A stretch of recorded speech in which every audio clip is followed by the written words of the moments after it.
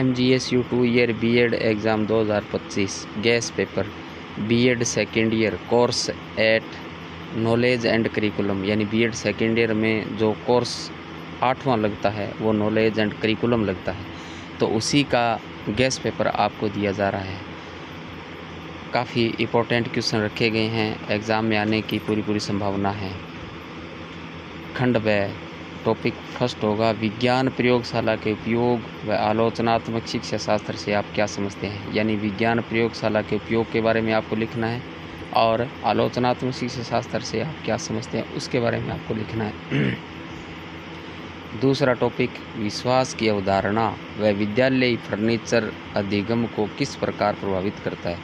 विश्वास की अवधारणा लिखनी है आपको, और विद्यालयी जो फर्नीचर अधिगम को किस प्रकार, यानी विद्यालय जो फर्नीचर होता है वो अधिगम को किस प्रकार प्रभावित करता है। काफ़ी महत्वपूर्ण है दोनों ही, तो आप इनको अवश्य पढ़ें, एग्ज़ाम में आने की पूरी संभावना है।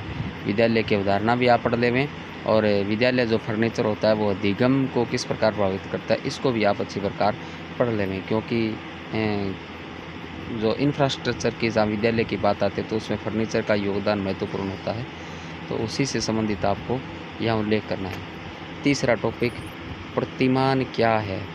पाठ्यक्रम विकास के प्रतिमानों के नाम व ज्ञान प्राप्त करने की विधियाँ, यानी प्रतिमान को समझाना है और पाठ्यक्रम के विकास में इन प्रतिमानों के क्या क्या नाम हैं या कौन से प्रतिमान उपयोग में लिए जाते हैं, और ज्ञान प्राप्त करने में विधियाँ कौन सी हैं, इन विधियों को भी आप पढ़ लें, ये भी महत्वपूर्ण है।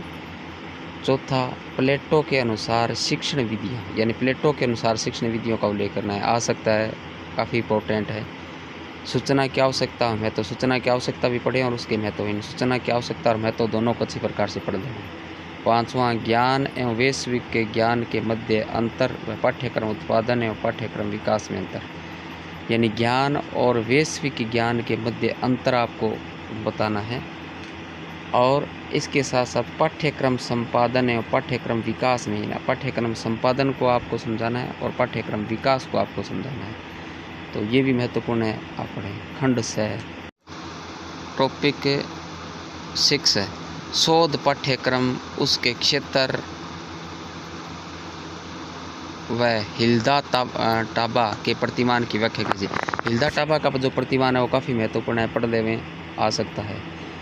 टॉपिक 7 शिक्षण अधिगम वृद्धि में पुस्तकालय की भूमिका व धार्मिक ज्ञान वैज्ञानिक ज्ञान पर टिप्पणी लिखिए, यानी शिक्षण अधिगम वृद्धि में पुस्तकालय क्या भूमिका है, शिक्षण अधिगम वृद्धि में पुस्तकालय की भूमिका के बारे में आपको लिखना है, और धार्मिक ज्ञान व वैज्ञानिक ज्ञान, धार्मिक ज्ञान और वैज्ञानिक ज्ञान पर आपको टिप्पणी लिखने के लिए दी जा सकती है, तो दोनों को ये भी महत्वपूर्ण है, पढ़ लें। बड़ा क्वेश्चन जो आता है वो यहाँ से दिया जा सकता है, तो इसको अच्छी प्रकार से आप पढ़ लें।